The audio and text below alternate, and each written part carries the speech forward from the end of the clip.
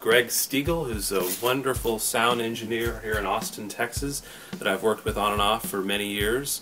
One of the most notable shows with him was our the Strings Attached Led Zeppelin show, which is at a church. We did 3 shows, Friday and a Saturday, and it was packed, and I didn't have to worry about a thing. The sound was taken care of. I was able to focus on playing the music and entertaining the audience, and Greg had everything taken care of from loading in to loading out. Do you remember that Led Zeppelin show at the church? I do. That was a great show. Thanks. Yeah, you had a lineup of musicians and singers that was just phenomenal. That was great. That was back at I think 2007 or when we did that show. And tell me a little bit about your background.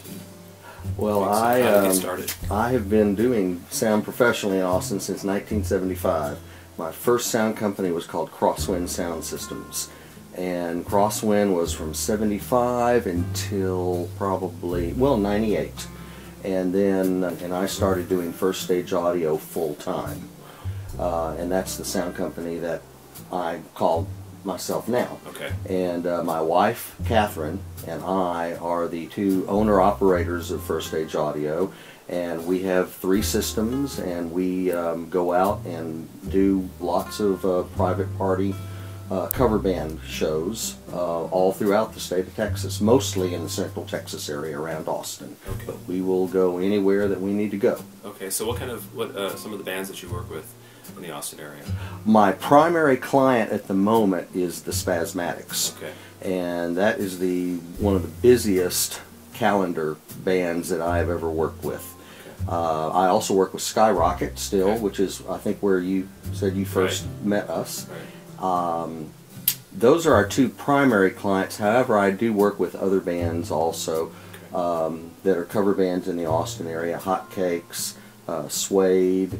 There's a band out of Dallas called Vegas Stars that we work with in Austin and the San Antonio area whenever they come down here and need a PA company for their private shows or even their club shows. We work with them at Sherlock's. And you guys also do the house sound for, which club is it? Cedar Street Courtyard. Cedar Street Courtyard. And I work there every week. Okay. And my wife and I are both 2 of the engineers that work regularly at Cedar Street. Okay. And of course Cedar Street is the A-list premier cover band venue in Austin. That's right. Typical day. You wake up, you have a gig, let's say not a club gig, but special event. You're setting up for a special event or a wedding. Just run us through chronologically what things you're thinking about, you want to make sure that go right, all the way through setting up to the event to leaving.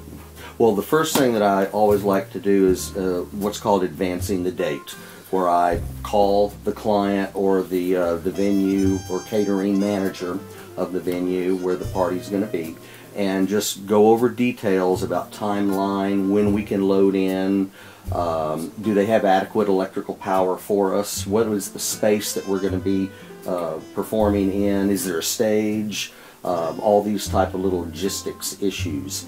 And after I have all that, in my mind about what we're looking at, I typically try to get to the venue roughly 3 hours before doors, and doors being when the customers and clientele start coming into the room. So if doors are, let's just say, at 6 o'clock, then I typically would like to load in at 3. It takes me about an hour to get the PA up and running, and then about another hour to do a sound check with the band. And then there's another hour of just extra cushion time in case little things come up that need extra time to suss out those problems or get through them. Okay. So you get the 3 hour before the actual folks are in the room. That is correct. And so to make sure everything is in order. Yes. And there aren't any problems, and you get that hour cushion. That's great. I've worked with you on many shows. One of the things that I have noticed is that you have a lot of compression. You use compression on almost every channel to sort of equal out the signal. Is that correct? That is correct. Right, which is very rare. Not all sound engineers use compression on every channel. Especially, I noticed it really helps the drum sound really full and rich, and helps the vocals, come through a loud band. Right. So talk about compression and what you use. Yes, because in live music, there's so much unpredictability that can happen at any moment on a microphone with a performer. And compressors just they act like a third hand assisting me, in that something that would be some little peak that would jump way out above everything else, that compressor will clamp down on that and keep it in that nice little pocket that we look for. It's like when you're listening to CDs or your iPod recorded studio music. Everything is just right where it's supposed to be in the mix. Nice. And in the live world, you have to kind of manhandle things sometimes to keep them all in that mix area.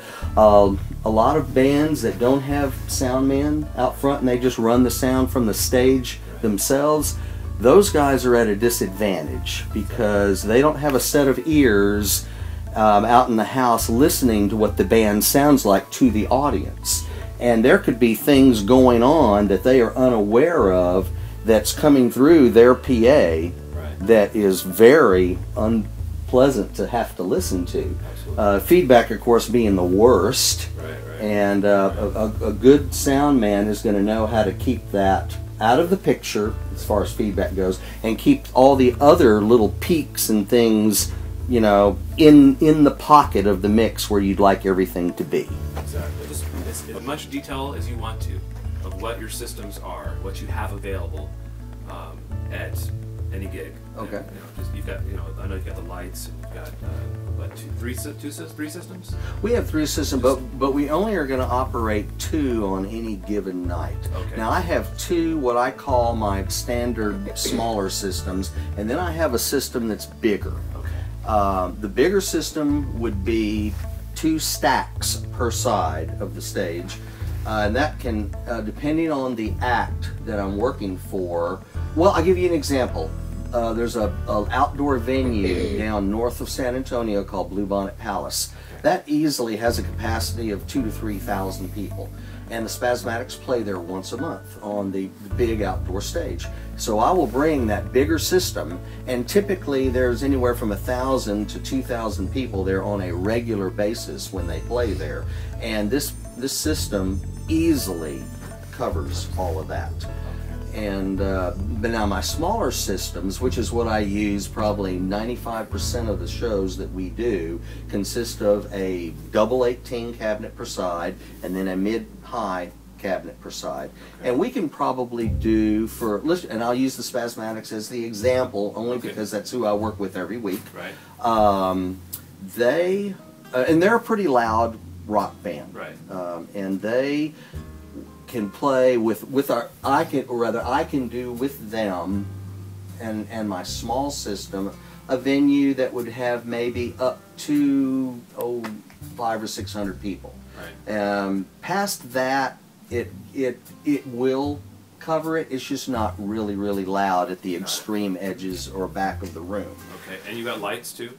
Yes. Now I am not what I would consider a lighting company. Okay. I'm a sound company, and right. the lights that I have are what I would consider to be minimal but adequate lighting for a local cover band to do a corporate party or a club or a gig. wedding or something. Yes, exactly. Okay. But as far as a big light show, right. we would contract that out to a professional lighting company. Okay, awesome.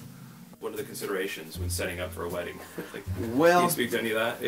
Yeah, I sure can, because I've done it for many a year.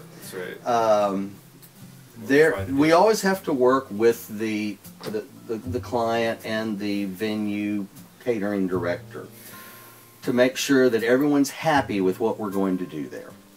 And because we're usually working in small areas, like Green Pastures is a very small area, and there's always tables that always get right up to the dance floor area, and there's hardly room to set things.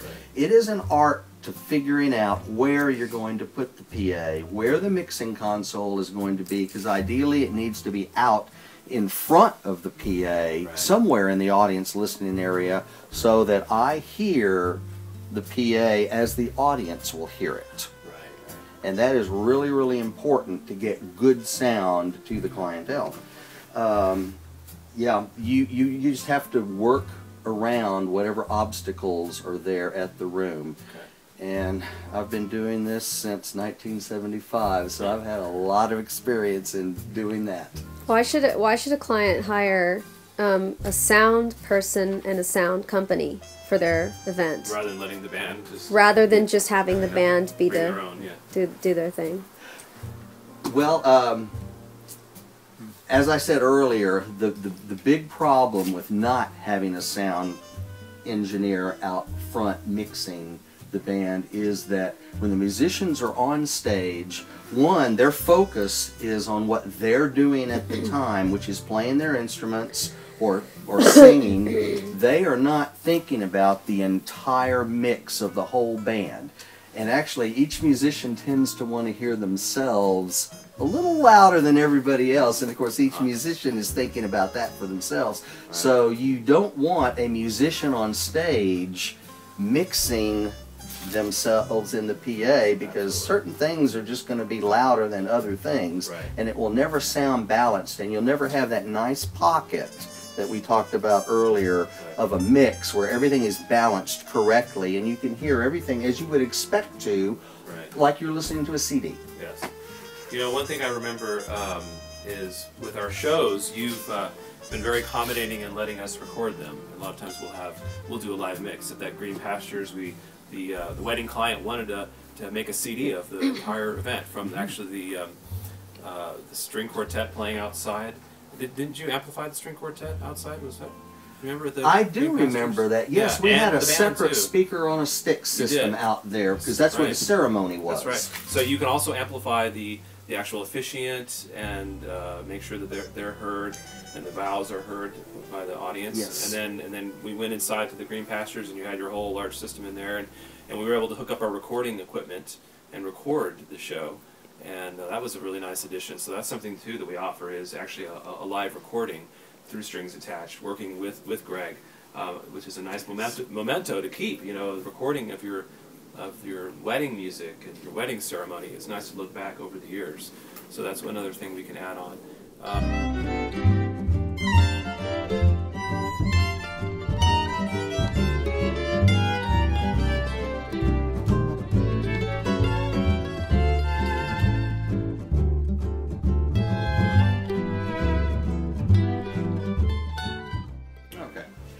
This is an example of what's called the front of house console setup that we would use at one of our shows. Matter of fact, this is the very exact setup that I use for Will Taylor's Strings Attached shows. And as you can see, it's a Midas console, which is one of the best consoles that you can have these days, and all of the outboard processing gear. We have front of house EQ, all the monitor EQs for the 4 monitor mixes for the band to hear themselves, all of our effects, compressors and gates that we use on drums and vocals, and anything that just needs any type of dynamics processing. And it's all in this nice little concise package that sets up very quickly and easily, and that's why we're able to set up an entire show and have the PA ready to make sound in an hour once we pull up to the venue. And this is a nice little package that we use, and we love it. Awesome. And these are your compressors down here? This is one channel, one channel. This unit here is actually a noise gate that we would put on drums, like the kick and the snare and the 3 toms. This is the 8 channels of compressor gate units that we typically use on vocals and instrumentation, and sometimes drums. If we need more than 4 gates on drums, then we would go up here to get gates from this unit. And here are our, here we have 3 effects units for reverbs and echoes and that type of thing that is required in modern day music. This is a 4-channel digital 3rd octave EQ, and we use this on the 4 monitor mixes. Oh, really? That's what you guys get the benefit of up on stage. Is this your master EQ? Yes, that's for the front of house. Yeah, left and right, right, front of house speakers. Awesome. Would be on that unit, and then that's just a CD player. Wow. And let's see what else is in here. I think that's pretty much everything in there. Wow, it's really compact, you know, and like you said, it's all ready to go. Right, and it's, as you saw, it sets up very quickly. It's a matter of setting it up, taking the lid off, flipping this up, plugging in the snake. I love it. We're ready to go. We're ready to go. That's great. I'm Greg Stegall. I'm with First Stage Audio in Austin, Texas. I look forward to working with you at your event and making it a great sounding show for you.